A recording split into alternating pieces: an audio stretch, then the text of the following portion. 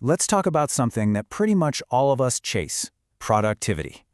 But what if I told you that the whole concept of productivity as we know it is actually just a carefully constructed illusion? An illusion designed to keep you spinning your wheels but never really getting anywhere new. So, does this sound familiar? Your days are just packed. Your calendar is a nightmare. Your to-do list is a mile long. You feel like you are constantly on, constantly busy. But then you kind of step back. You look at the last month, maybe the last year, and you realize nothing's really changed. Not in a big way. You're just stuck. You know, this quote right here, it just hits the nail on the head. The whole system of productivity is brilliant in a really sneaky way. It makes you feel responsible, like you're in total control, while it quietly makes sure you stay right where you are. So how on earth does it work? All right, let's dive into the productivity illusion. We're going to start by tearing down the biggest lie of all, this idea that being busy automatically means you're making progress.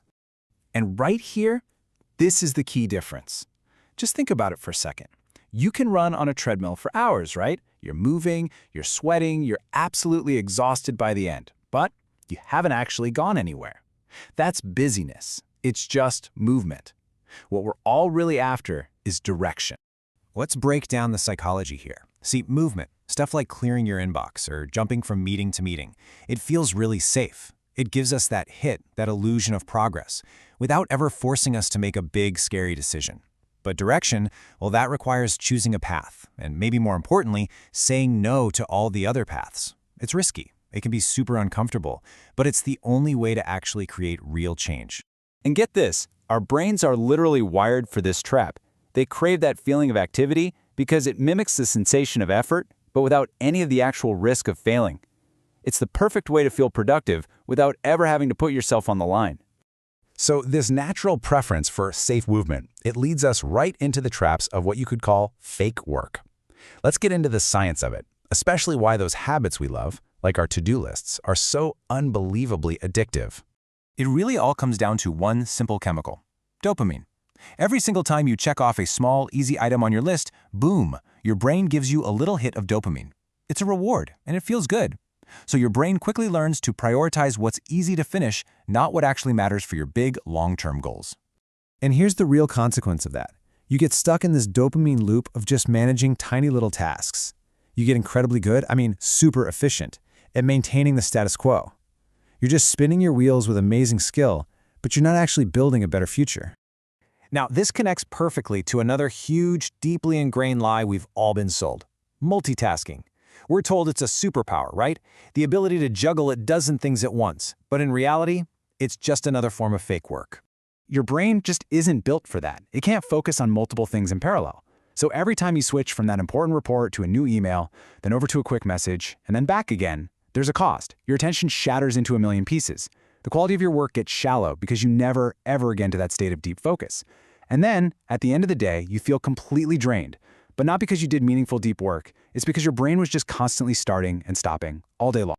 Okay, let's bust another massive myth that keeps so many people stuck. It's this idea that you have to feel motivated before you can actually do anything. So here's the big problem with waiting for motivation. It's an emotion. It comes and it goes. It's completely unreliable. Trying to build your life on motivation is like trying to build a house on sand. Systems, on the other hand, systems are structural. They're the routines, the habits you design to make doing the right thing the easiest thing. They are totally dependable.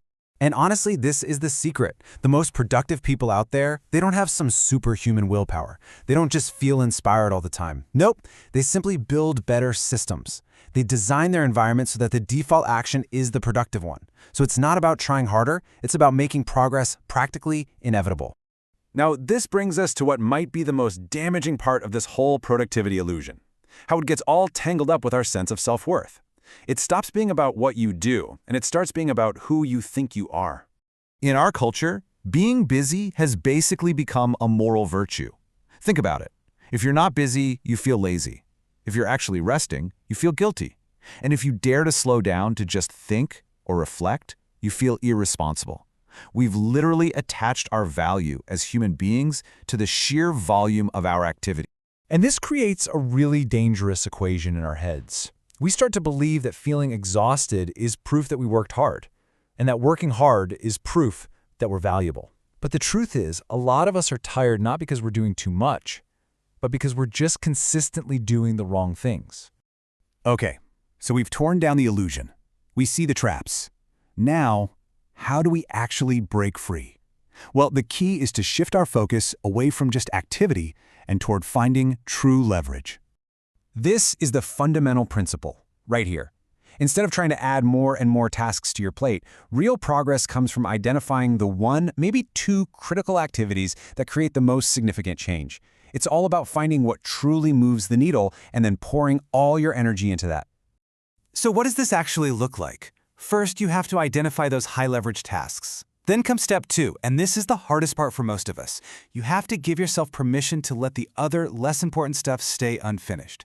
And yes, this is going to feel uncomfortable at first, which brings us to step 3. You have to learn to tolerate that discomfort. And finally, you completely change how you measure success. You stop measuring your days by how busy you were and start measuring them by the meaningful change you created.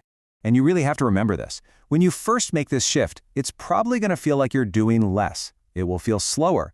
It'll feel uncertain. And that's because you're trading that comfortable illusion of busyness for the messy, kind of scary reality of genuine progress. So, look, if any of this has resonated with you, I really want you to remember this. Feeling productive but stuck is not a personal failure. It's not because you're lazy or because you're undisciplined. It is the system of modern productivity working exactly as it was designed to, keeping you busy but not actually moving you forward. So, as we wrap this up, I want to leave you with one last question to really think about. Take a good, honest look at how you feel at the end of the day or the end of the week.